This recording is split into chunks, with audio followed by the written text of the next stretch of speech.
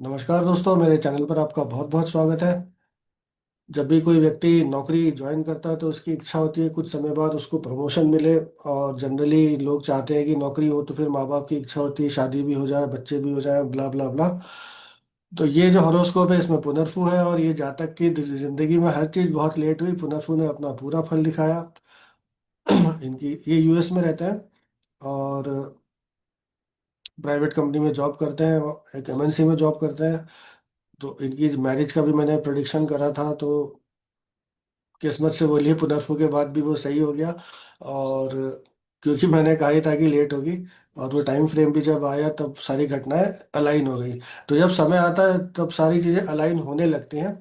Basically इस चीज़ को समझना बहुत ज़रूरी है और जनरली लोग इसे समझते नहीं हैं और उपाय वगैरह के चक्कर में पड़े रहते हैं। तो अभी का जो टॉपिक है प्रमोशन, तो इनको मैंने कहा था कि 2023 में इन्होंने मुझसे पूछा था कि बहुत दिन से प्रमोशन नहीं हो रहा है, तो मैंने इनको कहा था कि आपका जो प्रमोशन है अक्टूबर नवंबर दिसंबर 2023 में होना चाहिए। और 17 नवंबर 2023 को इनका प्रमोशन हुआ था। आइए हम इस हॉरोस्कोप को शेयर करते हैं और देखते हैं कि इनकी कुंडली में जो प्रमोशन हुआ तो ग्रहों ने कैसे अपना रोल प्ले करा। ये वो कुंडली है, इसमें देखिए गुरु की दशा, शनि का अंतर, बुध का प्रत्यंतर और केतु का सूक्ष्म अंतर में इनका प्रमोशन हुआ 17/11/2023 को। जुपिटर को अगर हम देखें तो इनके हॉरोस्कोप में जुपिटर सूर्य के नक्षत्र और शनि के उपनक्षत्र में बैठा हुआ है। सन 12th हाउस का लॉर्ड है। जुपिटर 12th हाउस में बैठा हुआ है, सन फर्स्ट हाउस में है और इनका जो सब लॉर्ड है दैट इज सैटर्न। सैटर्न इस कुंडली में 5th हाउस में है लेकिन 6th हाउस का भी रूलर है, तो सैटर्न के पास दोनों हाउसेस का फल देने का पूरा पूरा अधिकार है क्योंकि दोनों ही राशियां उसकी है।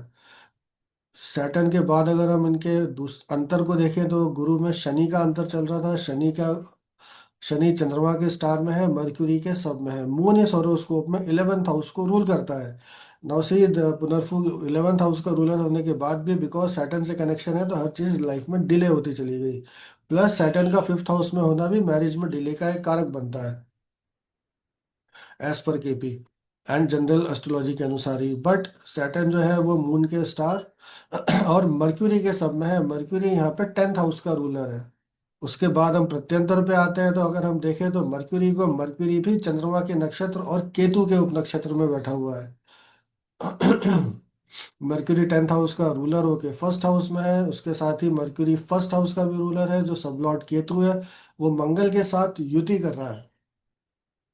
मंगल के साथ युति करने के साथ केतु बैठा है 9th हाउस में। 9th house basically loss of job या चेंज ऑफ जेडी के आरे होता है।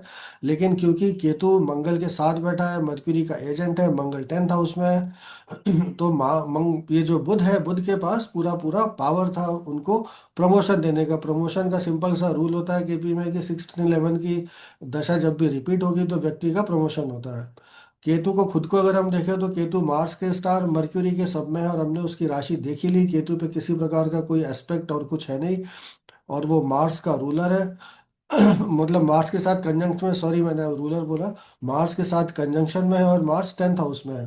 तो केतु के पास 10th हाउस का फल देने का पूरा पूरा पावर है। तो उसने अपने पीरियड में आके जिनका वो सब लॉर्ड था उनके साथ और अपने खुद के सूक्ष्म दशा में आके इन जातक को प्रमोशन दिया। इस तरह से हम प्रमोशन के बारे में बता सकते हैं और ये इन जातक के ऊपर आज तक मैंने जो भी प्रोडिक्शन करा है वो कभी गलत नहीं हुआ। थोड़ा बहुत आगे पीछे भले ही हो गया हो। तो ऐसे बहुत से लोग मिलते हैं जीवन में जिनके की क्लाइंट्स मिलते हैं, ऐसे बहुत सारे जो कि दोस्त भी बन जाते हैं और जिनके साथ आपका प्रोडिक्शन काफ़ी समय तक बहुत सही चलता रहता है। और बहुत से लोग ऐसे भी होते हैं जिनको आप कितना भी दिमाग लगा लो कभी सही नहीं होता। तो कृष्णमूर्ति जी ने कहा ही था कि अगर आपका समय खराब होगा तो आपको कभी किसी भी ज्योतिषी का प्रोडिक्शन भी सही नहीं होगा। सो ये वो एक फैक्ट है। जितने भी केपी एस्ट्रोलॉजर या स्टेलर एस्ट्रोलॉजर है सभी के जो प्रोडिक्शन है सही गलत होते रहते हैं। जनरली सभी का सही का परसेंटेज बहुत ज़्यादा होता है और ट्रेडिशनल एस्ट्रोलॉजी में तो प्रोडिक्शन खैर होता ही नहीं है। तो अगर आप कृष्णमूर्ति पद्धति सीखना चाहते हैं, आप भी सही फलादेश करना चाहते हैं, लोगों को बिना डराए धमकाए सही प्रिडिक्शन करने की जो कला है वो आप सीखना चाहते हैं, तो मैं ऑनलाइन कोर्सेज लेता हूँ, केपी एस्ट्रोलॉजी सिखाता हूँ। जरूर मुझसे संपर्क करिएगा दिए हुए नंबर पे। साथ ही साथ अगर आप कंसल्टेशन चाहते हैं तो मेरा शुल्क पे करके आप कंसल्टेशन भी ले सकते हैं। आइए हम देखते हैं कि सन का जो ट्रांजिट था जिस दिन ये गोचर हुआ है, वो सॉरी जिस दिन उनको ये प्रमोशन हुआ है उस दिन का जो गोचर था वो क्या बोल रहा है।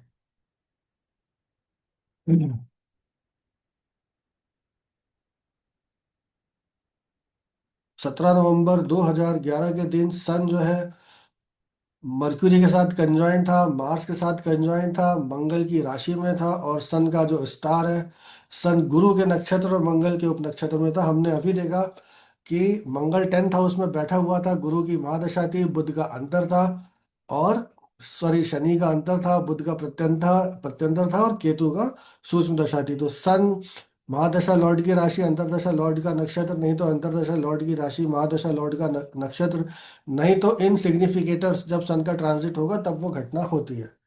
तो इसके साथ ही नमस्कार मित्रों, फिर मिलते हैं आपसे एक अगले प्रिडिक्शन के साथ। और जरूर मेरे चैनल को प्लीज़ लाइक शेयर सब्सक्राइब जरूर कीजिएगा अगर आपने इससे कुछ सीखा है। And see you now, take care.